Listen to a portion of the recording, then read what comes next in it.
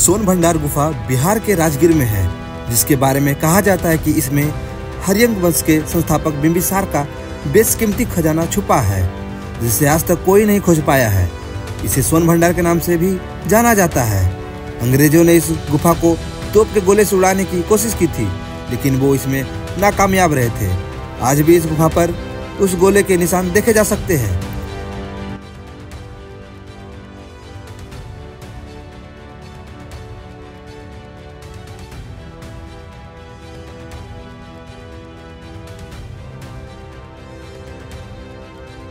विश्वविद्यालय की तरह है, ये जंगल झाड़ी मिट्टी में ढका हुआ था। एशिया महादेश में 3 ही यूनिवर्सिटी का नाम आता है। प्रथम तो हुआ तक्षशिला, जो आपका पाकिस्तान और अफगानिस्तान के बॉर्डर पर है, जिसका राजधानी बेलूचिस्तान हुआ। द्वितीय नालंदा और तृतीय विक्रमशिला, जो भागलपुर में है सर। तो नालंदा में 2 चाइनीज विद्यार्थी थे, फाहियान और हुएनसंग साहब जब भारत भ्रमण यात्रा किए तो उनके भारत भ्रमण यात्रा के रिपोर्ट पर यहाँ की खुदाई 1905 में लॉर्ड कनिंघम मार्शल साहब ने करवाए। तो 2 गुफाएं मिली, ये पश्चिमी गुफा और इसके बगल में पूर्वी गुफा। अब इन 2 गुफाओं के बारे में इतिहास चला रहा है कि 6 BC में अर्थात 2600 पूर्व राजगिरी मगध की राजधानी थी और मगध के राजा बिंबिसार थे। इस पश्चिमी गुफा को बिंबिसार का भंडार खजाना माना गया है। राजगीर स्थित सोन भंडार गुफाएं आमतौर पर 3री या 4वीं शताब्दी के समय की प्रतीत होती है। हमारी युग की 4वीं शताब्दी के गुप्त पात्रों में गुफा के प्रवेश द्वार पर चट्टान में एक शिलालेख में वैरादेवा नाम के एक जैन मुनि द्वारा तहखाने के निर्माण का उल्लेख किया गया है। इस शिलालेख ने स्वाभाविक रूप से गुफा को 4वीं शताब्दी का होने की पुष्टि की है।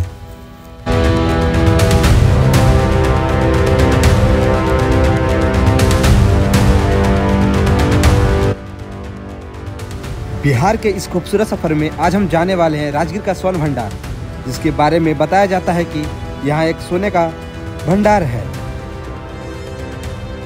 स्वागत है हमारे चैनल द ट्रेवल ट्रिप पर।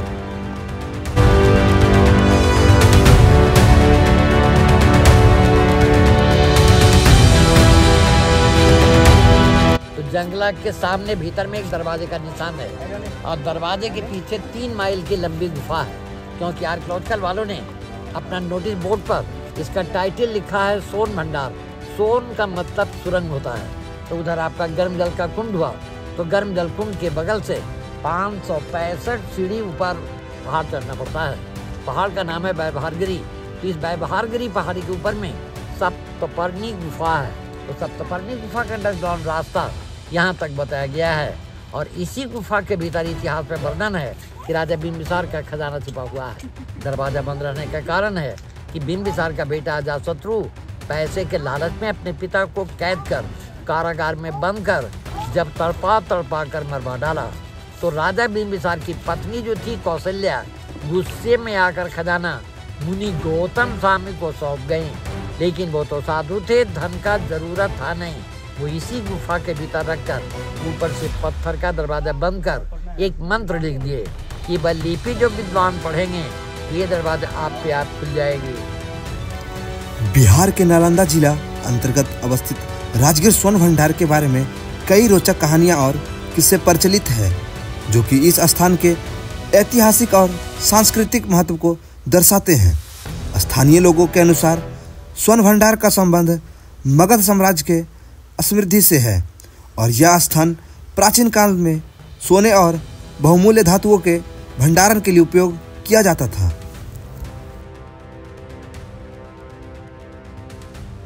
जब ब्रिटिश का समय आया तो सामने वाली जंगला से तोप लगाकर तोड़ना चाहा, लेकिन टूटा नहीं। दरवाजे को ऊपर दाग होकर रह गया। ब्रिटिश टाइम में ही कलकत्ते का निवासी जगदीश चंद्र बसु गर्मजल झरना को टेस्ट किए, तो वो ऐसा रिपोर्ट प्रकाशित किए कि इस पहाड़ के भीतर विस्फोटक पदार्थ है, गंधक, लोहा, फास्फोरस। अगर इसे छोटा सा डायनामाइट से तोड़ा जाए, ब्लास्ट कर जाएगा, ज्वालामुखी फूटेगा, गर्म जल वगैरह बंद होने का उम्मीद है। तो अब बात रही सर कि हकीकत कहाँ तक सच है कि खजाना है अथवा नहीं, ये किसने देखा? हो भी सकता है, नहीं भी हो सकता है। लेकिन आज हमारे क्या फॉरेनर्स वगैरह जो आ रहे हैं वो तो गर्म जल और इन प्राचीन स्थलों की वजह से आ रहे हैं। तो फॉरेनर्स से भारत सरकार को तोहफा मिल रही है वो डॉलर है जिसके बदौलत विदेशों से संपर्क चल रहा है, ये बंद हो जाएगी। अतः 1945 लॉर्ड कर्जन, जो ब्रिटिश टाइम में गवर्नर थे, वो ऐसा कानून बना दिए कि प्राचीन स्थल को नष्ट नहीं कर सकते हैं। नष्ट करने वाले को 5,000 रुपया जुर्माना और 6 महीना कारागार भोगना पड़ेगा। एक प्रसिद्ध कहानी के अनुसार स्वर्ण भंडार में एक गुप्त सुरंग है। यह सीधे पाटलिपुत्र वर्तमान पटना तक जाती है।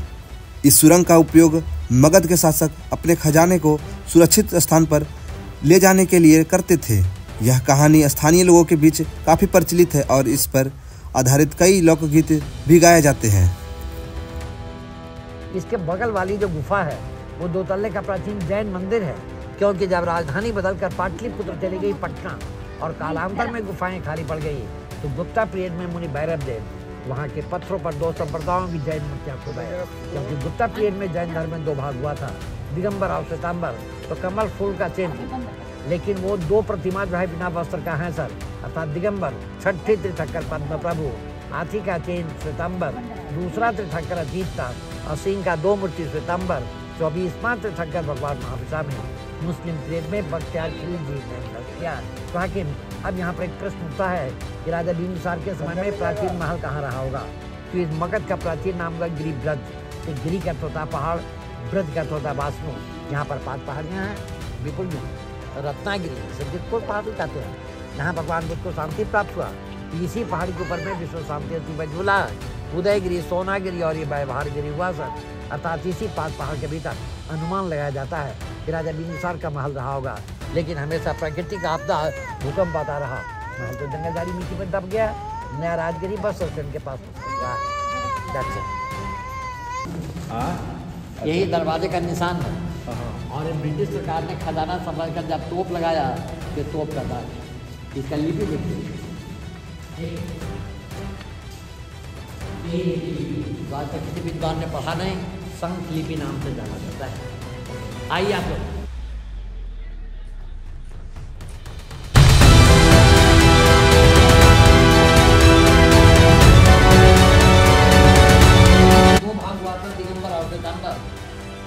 दिगंबर छठे तीर्थंकर पद्म प्रभु, हाथी का चिन्ह श्वेतांबर, दूसरा तीर्थंकर अजीतनाथ, असीम का 2 मूर्ति श्वेतांबर, 24वां तीर्थंकर भगवान महावीर में मुस्लिम प्लेट में बख्तियार खिलजी है।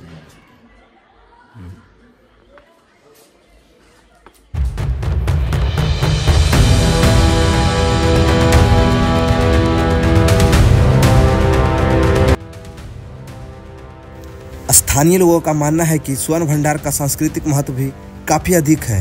यह स्थान न केवल प्राचीन काल की समृद्धि का प्रतीक है, बल्कि यह भी दर्शाता है कि कैसे भारतीय समाज में धन और संपत्ति को सुरक्षित रखने के लिए जटिल उपाय किए जाते थे।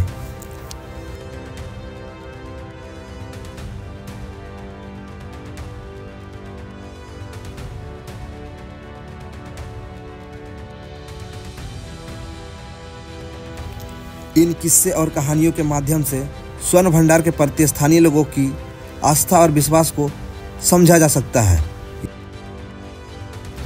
यह कहना गलत नहीं होगा कि स्वर्ण भंडार राजगीर की सांस्कृतिक धरोहर का एक महत्वपूर्ण हिस्सा है। राजगीर स्वर्ण भंडार ने सदियों से कवियों, लेखकों और कलाकारों को प्रेरित किया है। इस स्थल की महत्ता और इसके पीछे की रहस्यमयी कहानियाँ अनेक साहित्यिक और कलात्मक कृतियों में प्रतिबिंबित है। अनेक कवियों ने अपने रचनाओं में स्वर्ण भंडार के सौंदर्य और रहस्य को व्यक्त किया है। स्वर्ण भंडार का उल्लेख कई प्राचीन ग्रंथों और कविताओं में मिलता है। यह स्थल अपनी अद्वितीयता और रहस्यमयी धरोहर के कारण साहित्यकारों के लिए एक प्रिय विषय रहा है।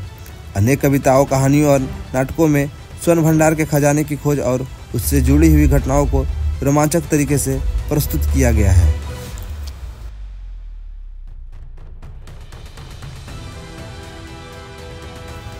अक्सर स्वर्ण भंडार को एक प्रतीक के रूप में भी देखा जाता है, जो कि समृद्धि, रहस्य और अज्ञात की खोज के लिए प्रतीक के रूप में चित्रित होता है। कई कलाकारों ने अपनी चित्रकला में स्वर्ण भंडार की गुफाओं और उनके अंदर छिपे खजाने को जीवंत किया है। उनकी कृतियों में स्वर्ण भंडार की भव्यता और उसकी ऐतिहासिक महत्ता को दर्शाया गया है।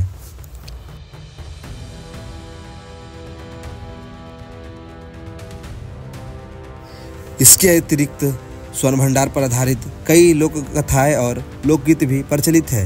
ये कथाएं और गीत इस स्थान की पौराणिकता और इसकी रहस्यमयी धरोहर को पीढ़ी दर पीढ़ी संजो कर रखते हैं। स्थानीय कलाकार और गायक इन लोकगीतों के माध्यम से स्वर्ण भंडार की कहानियों को जीवंत रखते हैं।